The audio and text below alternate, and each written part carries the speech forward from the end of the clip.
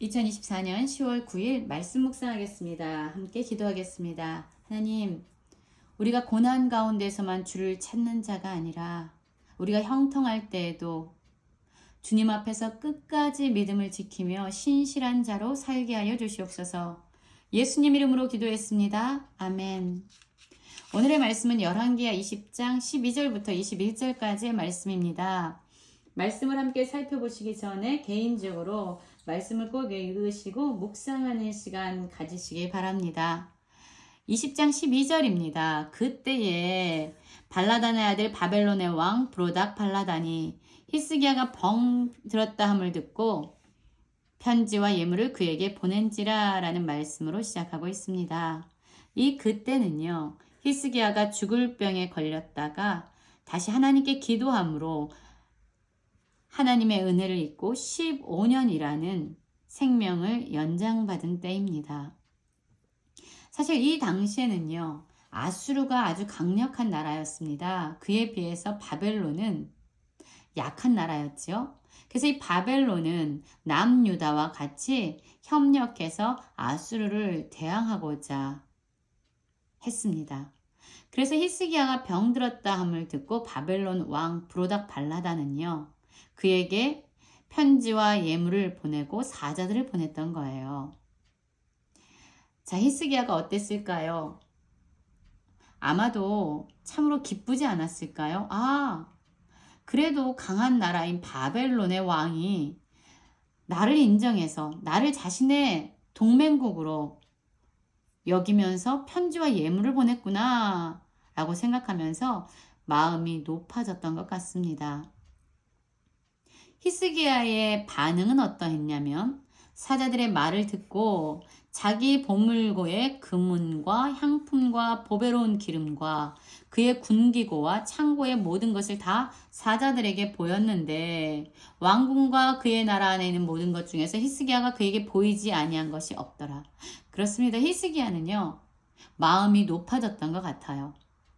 바벨론 왕이 나를 인정하는구나. 자신의 동맹국으로 나를 인정하고 있구나. 라는 생각이 들자 그의 마음이 높아져서 자신이 가지고 있는 모든 금과 향품과 기름과 나라 안에 있는, 왕궁 안에 있는 그 모든 것을 그 사자에게 보여주고 있습니다.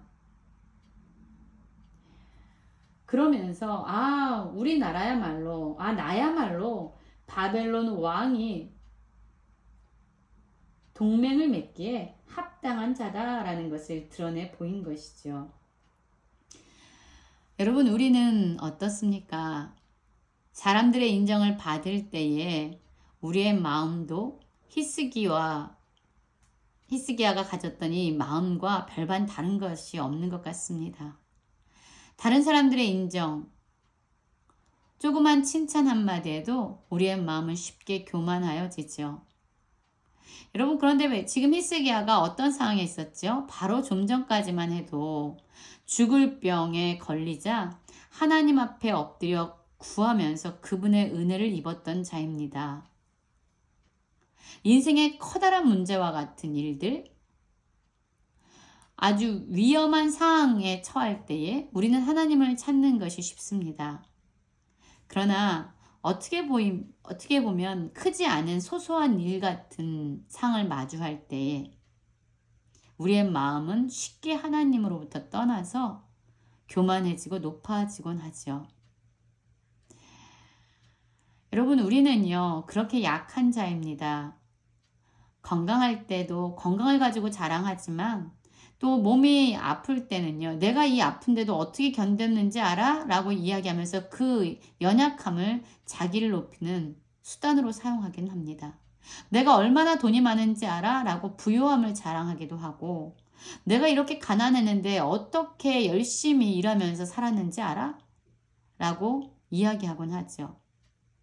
내가 사람들에게 어떤 인정을 받고 사랑을 받았는지 알아? 라고 자랑하기도 하고, 또 내가 이렇게 어렵고 학대받는 상황 가운데서 어떻게 견디면서 살아왔는지 알아? 라고 이야기하면서 우리가 가지고 있는 그 무엇이든, 우리가 처한 상황이 어떠하든 우리 사람들의 마음 안에는 끊임없이 자기를 높이려는 교만함을 가지고 있을 때가 많습니다. 여러분, 히스기야는 어떠해야 됐을까요? 죽음 앞에서 그는 하나님을 찾았지요. 그리고 그 이후에 형통할 때도 그는 여전히 하나님을 의지하고 하나님을 붙잡아야 됐는데 그의 마음은 높아지고 교만해져서 자신을 자랑하고 높이고 있습니다. 자, 이런 히스기야의 모든 삶의 모습을 하나님은 보셨습니다. 14절 보면은요. 선지자 이사야가 히스기야 왕에게 나와 그에게 이르되 이 사람들이 무슨 말을 하였으며 어디에서부터 왕에게 왔나이까? 라고 묻고 있습니다. 그러자 히스기야가 이르되 먼 지방 바벨론에서 왔나이다. 이사야가 이르되 그들이 왕궁에서 무엇을 보았나이까? 하니 히스기야가 대답하되 내 궁에 있는 모든 것을 그들이 다 보았나이다. 나의 창고에서 하나도 보이지 아니한 것이 없나이다 라고 말하고 있습니다. 내가 나의 모든 것을 다 자랑했습니다. 내가 얼마나 바벨론의 동맹국으로 합당한지 나는 나의 것을 다 보여주면서 그들의 인정을 얻었습니다. 라고 이야기하고 있는 겁니다. 그러자 이사야가 히스기야에게 하나님의 말씀을 전하죠. 여호와의 말씀이 날이 이르리니 왕궁의 모든 것과 왕의 조상들이 오늘까지 쌓아두었던 것이 바벨론으로 옮긴 바 되고 하나도 남지 아니할 것이요.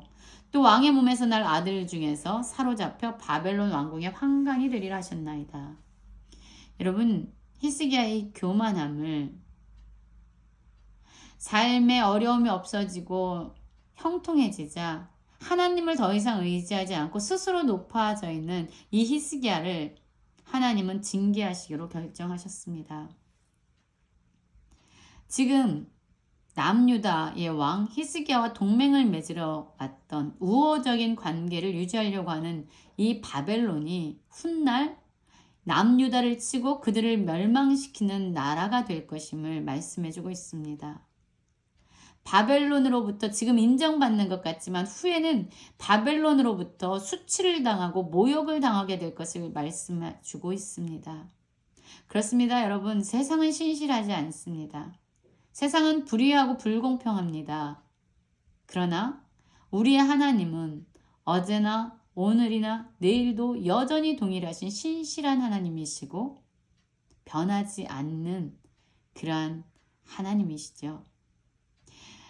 히스기야의 교만에 대해서 하나님은 심판하실 것에 대해서 그에게 미리 말씀하시지요. 19절을 보면 히스기야가 이사야에게 이르되 당신이 전한 바 여호와의 말씀이 선하니이다 라고 말하고 있어요.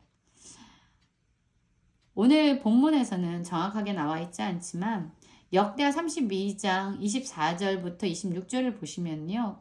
분명하게 나와 있어요. 히스기야가 병에 걸려서 하나님의 은혜를 잊고 그가 생명을 연장받습니다. 그런데 그가 하나님의 은혜에 감사하기보다는 오히려 마음이 교만하여져서 라고 말하고 있어요. 이 교만 때문에 하나님의 심판 가운데 놓이게 된다라는 경고를 받게 되죠.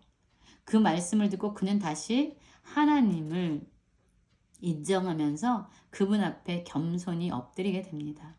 여기서 말하는 당신이 전한 바 여호와의 말씀이 선하다는 것은 하나님이 나의 교만에 대해서 징계하게 하시겠다는 그 말씀을 내가 받아들이고 하나님의 선하심을 나는 인정합니다. 라는 회개의 고백입니다. 그리고 이르되 만일 내가 사는 날에 태평과 진실이 있을진데 어찌 선하지 아니하리요. 하나님의 선하심을 그는 믿고 있습니다. 자신에게 심판을 말씀하실지라도 자신의 죄에 대해서 징계를 선포하실지라도 하나님은 여전히 선하십니다. 그래서 난 하나님의 선하심에 의지해서 나의 심판의 날을 견디겠습니다. 라는 고백인 겁니다. 여러분, 이 히스기야 역시 삶에서 믿음으로 살았던 날도 있고 때로는 넘어진 날도 있고 겸손하게 하나님께 기도한 날도 있고 교만하여져서 하나님을 떠났던 날도 있습니다. 그러나 이 시간을 기점으로 히스기야는 하나님을 믿음으로 붙잡고 견고하게 걸어 나가는 그런 사람이 됩니다. 그 역시 많은 업적을 남기고 조상들과 함께 잔다, 죽었다라는 이야기죠. 그리고 남유다의 가장 악한 왕이라고 일컬어지는 므낫세가 대신하여 그의 왕위를 이어가게 됩니다. 여러분, 우리가 한결같이 하나님 앞에서 겸손하게 서기 원하고요. 우리에게 무엇을 주시든 하나님 선하십니다.